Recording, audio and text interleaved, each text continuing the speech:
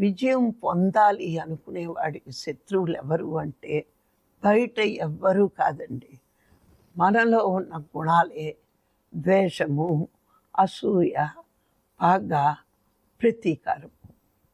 ఈ 4 విజయం పొందాలనుకునే వాళ్ళకి దరిదాపుల్లో కూడా రాకూడదు. ద్వేషం, వాడు చెడ్డవాడు, వీడు చెడ్డవాడు, వాడు వేరే కులం, వీడు వేరే కులం, వాడు వేరే మతం, వీడు వేరే మతం, ఇట్లాగా నా మతమే గొప్పది, ఎదుటి మతం గొప్పది కాదు, లేదా నాకు వాడు ఎప్పుడో అన్యాయం చేశాడు కాబట్టి వాడు కూడా నాశనం అయిపోవాలి అని అనుకోవడం, మనసులో ద్వేషభావం. శత్రువుని కూడా మిత్రుడిగా బాధించేవాడే యోగి అవుతాడండి. ఎందుకంటే మిత్రత్వంలో కంటే శత్రుత్వంలోనే మనం గమ్మున ఎదుగుతూ ఉంటాం. అక్కడ ఓర్పు ఎక్కువ.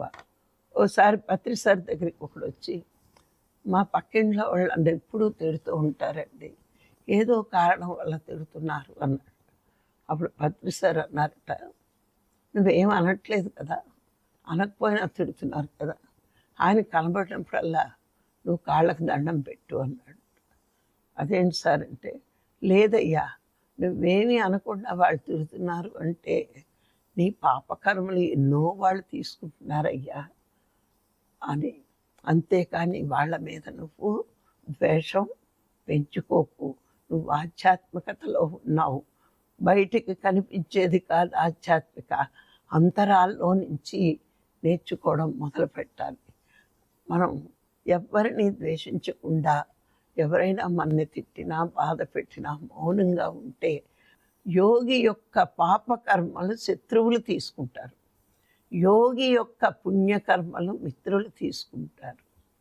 గమనించి తెలుసుకుంటారు. మనం ఇది తెలుసుకుంటే ఎవరైనా మన తిట్టినా వాళ్ళ మీద మనకి ద్వేషం రాదు.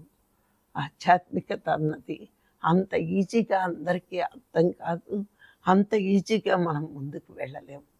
చూసారా అండి, వాడు ఎందుకు గురువులు చెప్తారు అంటే, ఎవరిని నీ నోటితో నిందించకు, నిన్ను నిందించిన వాళ్ళని క్షమించి వదిలిపెట్టు అన్నారు.